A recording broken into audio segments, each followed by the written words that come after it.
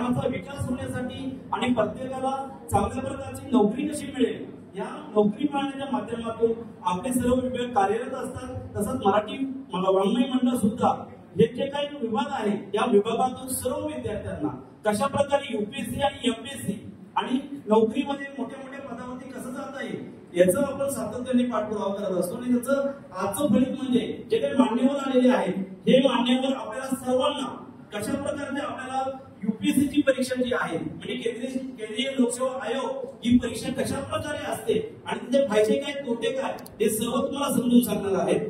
आणि विशेष म्हणजे या यूपीएससी आणि एमपीएससी चे जे काही विविध प्रकारचे जे काही क्लासेस असतात हे क्लासेस ठाणे महानगरपालिका चिंतामणराव देशमुख प्रशासकीय प्रशासन शिबिर संस्था याच्या माध्यमातून 100 विद्यार्थी त्या ठिकाणी मोफत त्यांना गायडन्स दिलं जातं, मार्गदर्शन केलं जातं।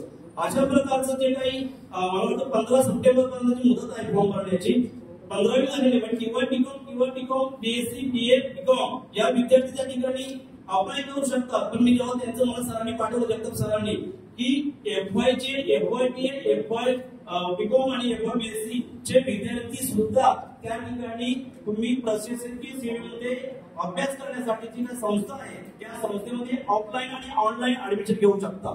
म्हणजे याचा अर्थ असा आहे की जे काही आपल्या महाविद्यालयामध्ये माननीय प्राचार्य उपप्राचार्य आणि संस्थेचे जे पदाधिकारी आहेत यांच्या माध्यमातून जे काही आपण या ठिकाणी आजचा जो कार्यक्रम आयोजित केलेला आहे या कार्यक्रमातून तुम्हाला मार्गदर्शन प्रशासकीय अधिकारी करणारच आहे। परंतु मी या ठिकाणी माझं थोडक्यात जे प्रास्ताविक आहे ते संपवतो। धन्यवाद। आणि आता मी माननीय प्राचार्यांना विनंती करतो की तुम्ही तुमचं थोडंसं 5 मिनिटांमध्ये मनोगत व्यक्त करावे।